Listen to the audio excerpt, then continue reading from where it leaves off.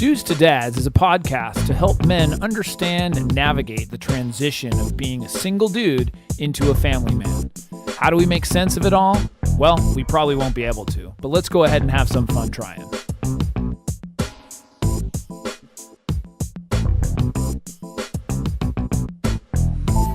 And we are back. We are back. I'm Jason Kreidman. I'm Alan Bush. And this is Dudes to Dads. How are you, Alan? I'm great. This week's been good. Busy. Yeah. A lot going on. As always. As always. We are Perpetually busy men. Yeah. Which busy is good. dude, busy dad. Yeah.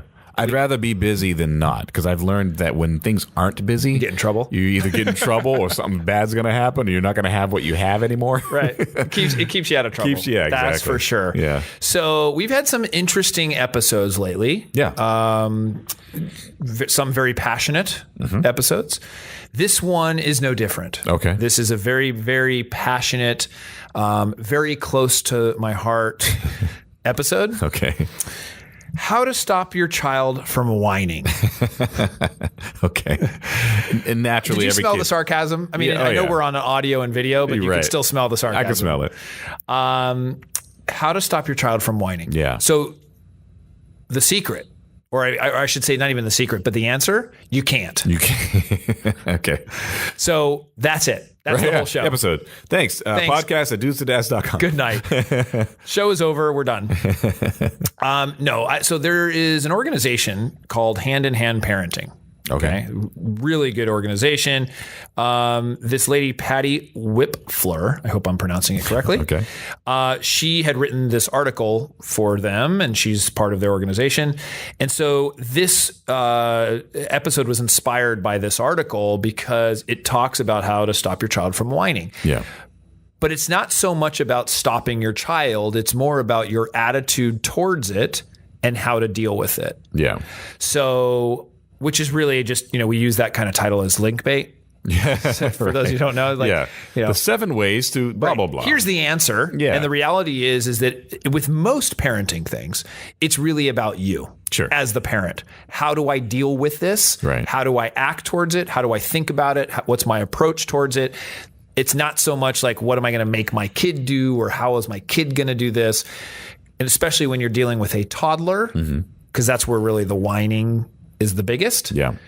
There's not much you can do from the child's standpoint. Sure. It's things that, I shouldn't say that, things that you do to then affect the child. Right.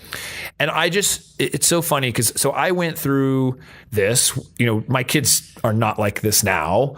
There's an occasional whine here or there, but any child is like that. Right. But there is a stage from some hit it at 2, some hit it at 3, some hit it at 4, and probably even into 5, where it can be unbearable. I've been around some kids and the parents are just pulling their hair out, and you totally sympathize with them. And basically it's like, the advice at the time before I read this or before I looked at this was, just hold on. Like, you just realizing in a couple of years it's not going to be this bad. Hold on. Yeah. The thing is, when you start to do the research and you start to, and then I will say this time and time again, is like the purpose of this show, self-fulfilling, was I wanted to learn this stuff. This is me going through being a parent and learning this stuff and becoming a better parent, becoming better so that, I can handle things better. And I so wish I would have done more reading about this because I didn't. I'll be honest. I just kind of say, I'll just ignore it, or I'll just do this, or and this was probably the single most frustrating thing. So looking back, I have no idea why I didn't look it up.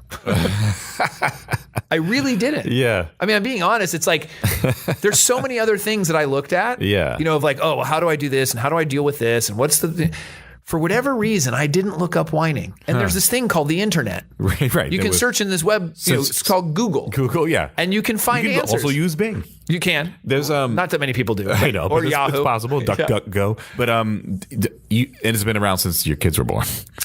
The internet. Yes. The interwebs. Interwebs have been around. They call it. And I'm an internet marketing person, so you would think that I might look there first. I'm just as guilty as these other parents who are listening to us. And maybe it's because it's just a natural thing with kids. Well, I just thought it's something you deal with. You just deal with it. That's just there is no answer. Right. Like, oh, well, some kids are more whiny than others. Right. And then that's it. So basically, that's not the case. Okay. Now, I think there are behaviors that parents will do and perpetuate the whiningness, if that's a word. Sure. But what we're going to talk about are things that you can do to reduce the whining, but it's not even to reduce the whining. It's to understand what's going on and change your attitude about the whining. That's a better way of talking about it. So the truth and sort of the whole thing about whining is that children are communicating important information for them. Sure. They are whining for a reason. Mm-hmm. We may not agree with the reason. We may not like the reason, but they are whining for a reason. And usually the root of it is I'm powerless, or I feel powerless, or I feel alone. Yeah. I don't feel connected to you, whatever. It's something in that vein. That's often the root of it. Now, it manifests itself by like, I want that toy, I want that cookie, I want that. But it's, I want that cookie and I'm not getting it. Right. That's powerless. Sure. Like that's not having the power to get that cookie. Yeah. Or that toy. So, and it often will happen after the child feels disconnected to the parent or caregiver. So, as an example, you might go and cook dinner. You could be talking to a friend. Anytime they're not being paid attention to, that's a time when it can strike, and it often does. Sure. Or you're doing a transition, like you're moving to you're going from one place to another place, something like that. So when they feel disconnected, the small things get big. So that can be getting dressed, which we had that whole episode. Meltdowns, right? Brushing their teeth, having to say goodbye.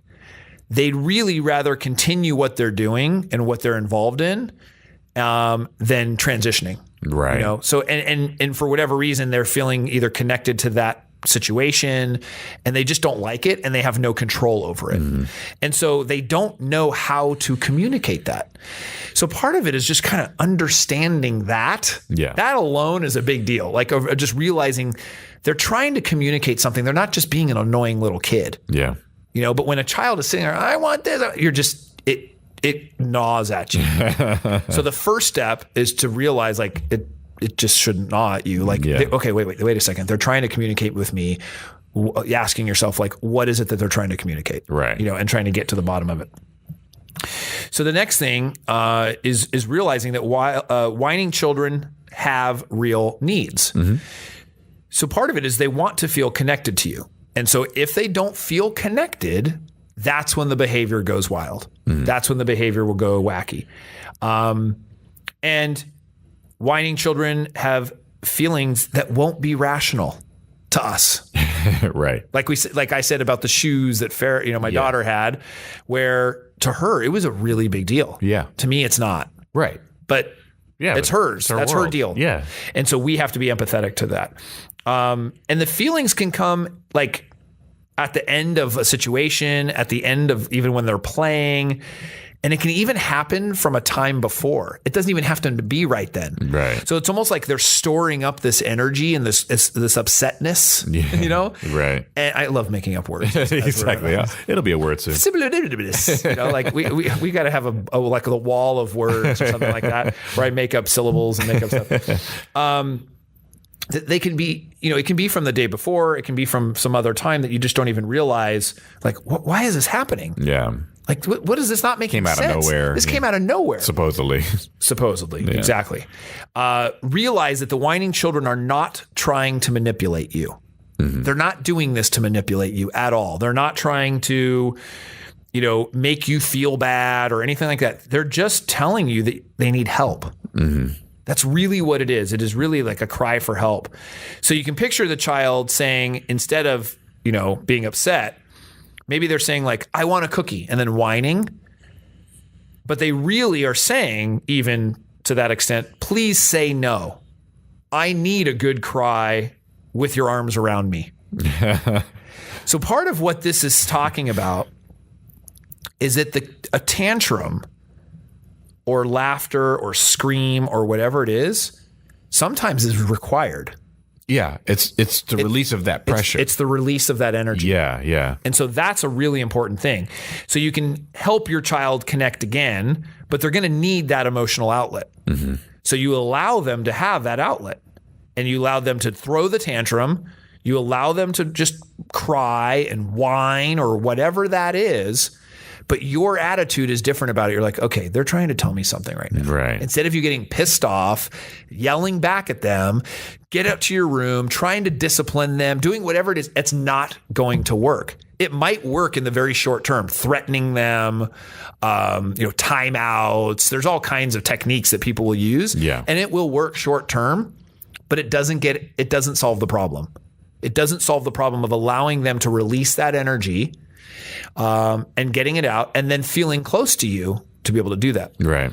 So, that's why I said the overriding thing is you can't stop the whine.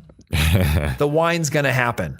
It's their way of communicating. You have to help them communicate. Yeah, and how to deflect it. And how to... Or even just how to let it out. Yeah. Let the tantrum happen. Mm-hmm. It'll subside. Mm-hmm. Let the cry happen. It'll subside. So you help them, you help them connect again. So if they're going crazy, you can call it crazy, try filling the child's request once. So you're not, you can't be sure it's going to solve the issue or it's going to help you connect them, but it's worth a shot. So help them once. So example, a child might say, I want that toy, or I need help getting dressed. I can't get dressed. So whatever that is, you help them. Yeah. Or you make the attempt to help them once and you say, okay, let me help you get dressed. No, I don't want to. Okay. You let them. That's obviously not what they need. Yeah, right. They don't need you to help them get dressed. Yeah. They need to feel connected to you. Mm-hmm. So the manifestation of that is they're getting frustrated at getting dressed, mm-hmm.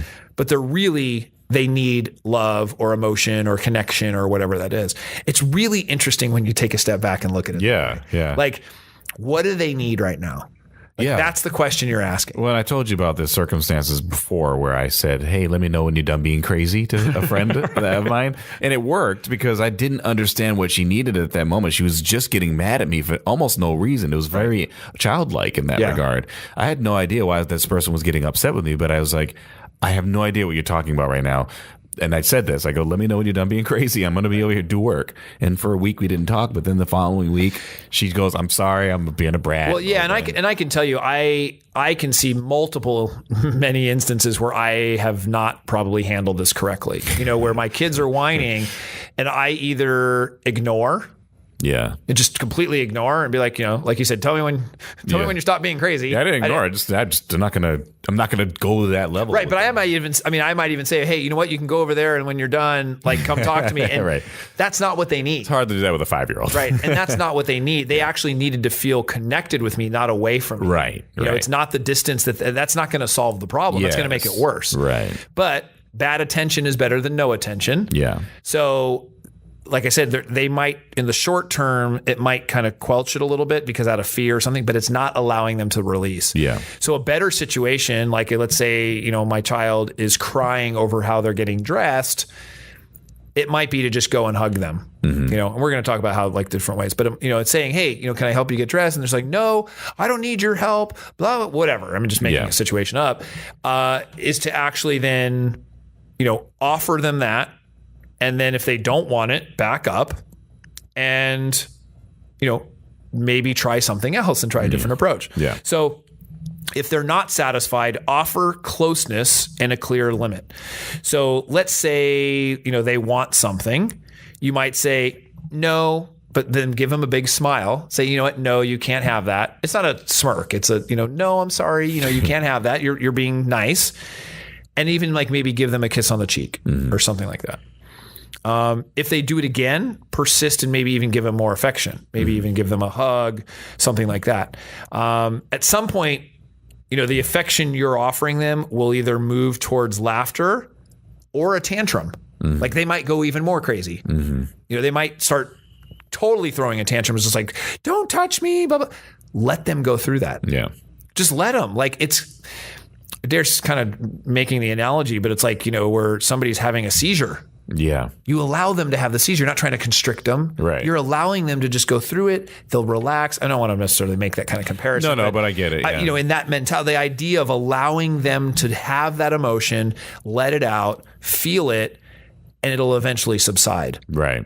Just let the wave of emotion come through. And so that's really important. And sometimes, they just need to feel the tantrum or the cry or that emotion, and then they'll feel better again. Yeah.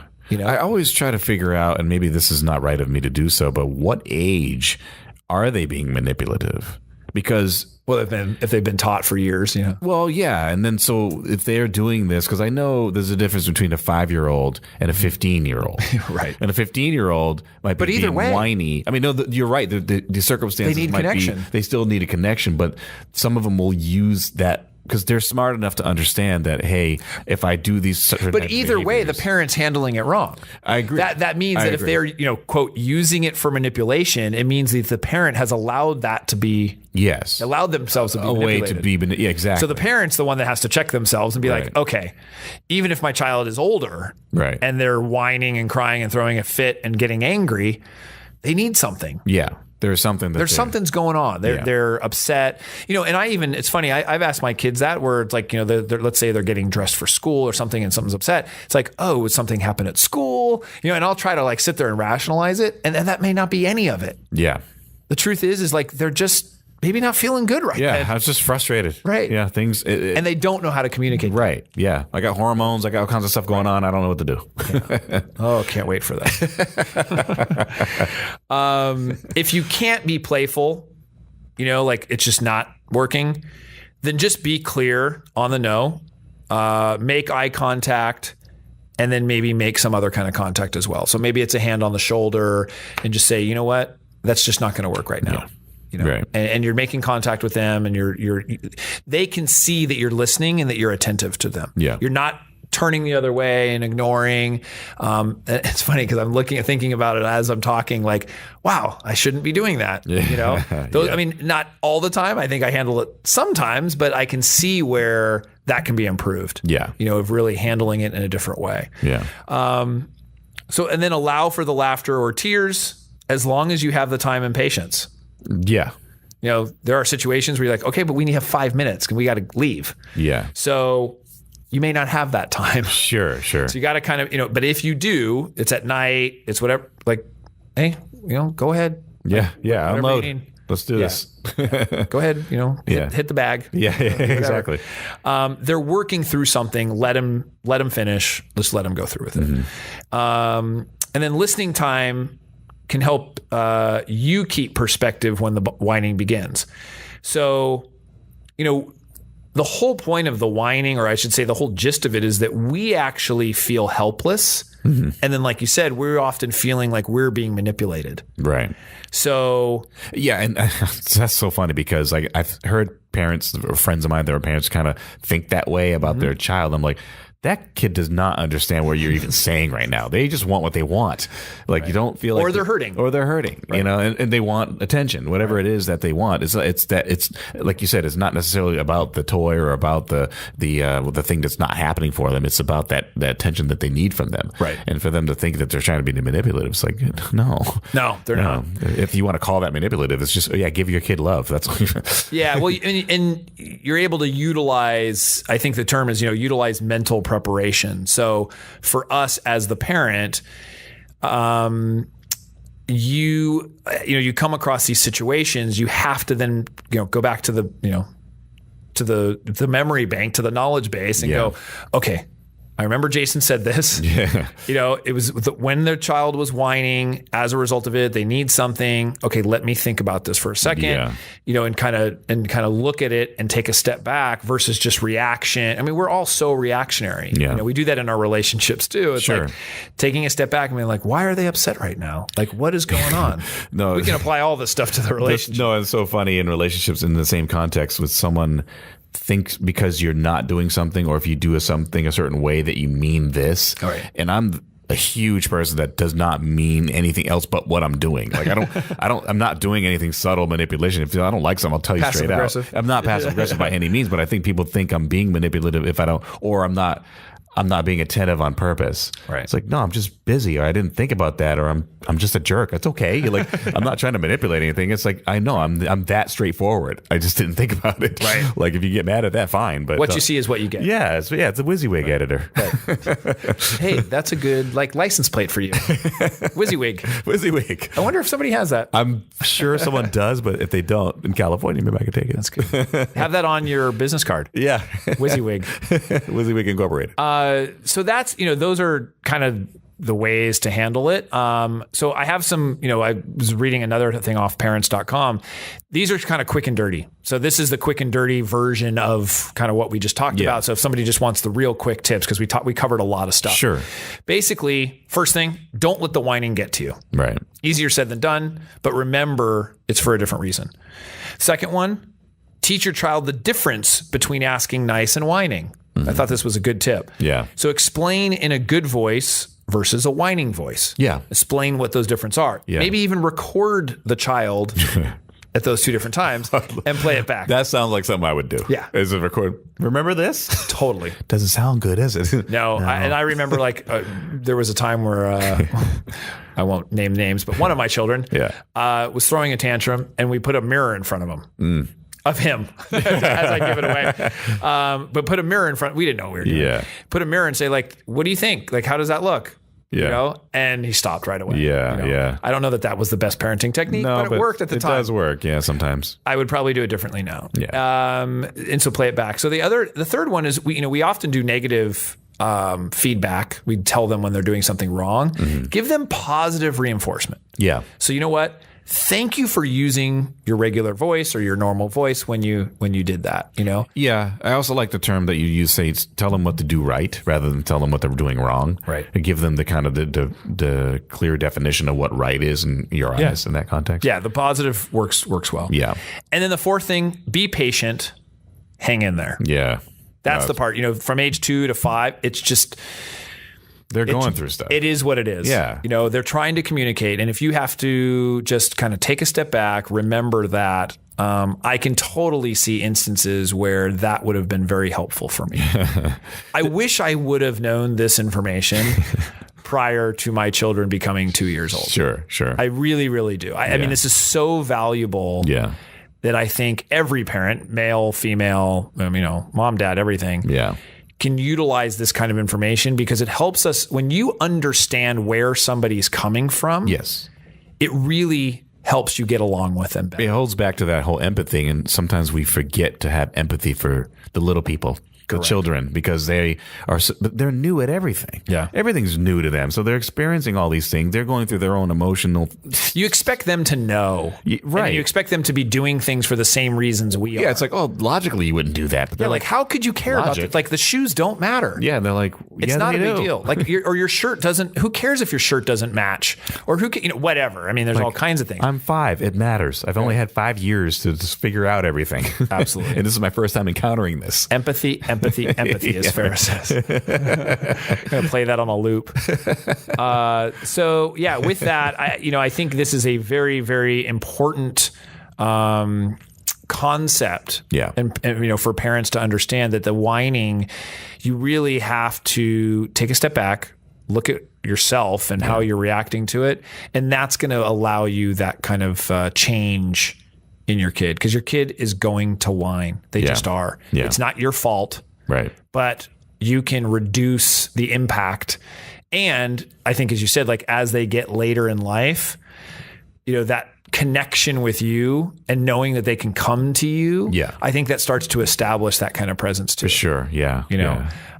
Which I'll tell you from experience is the best thing in the world when your child, not the best thing that your child has an issue, right? But they say, hey, Dad, can I talk to you? Yeah. And it's just, that's awesome. The first person they come to when there's a problem, right? And they want to talk to you about it. Or mom. I mean, either way. Yeah. The idea that they feel comfortable. That'd be funny if you. I'm glad you didn't go to mom. Yeah, she's not going to help you with this. Exactly. I can help. I'm the one who knows best. Right. No, either way, it feels good when they're saying, hey, I need to talk to you. Yeah.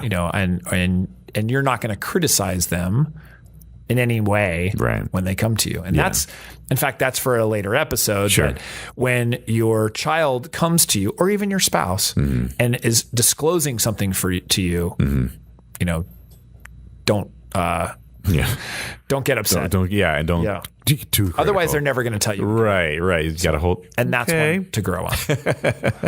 So with that, Alan, thank you again. Thank you. For another fabulous week. Podcast at dudesadads.com. Twitter, Dudesadads. Facebook, Dudesadads.com.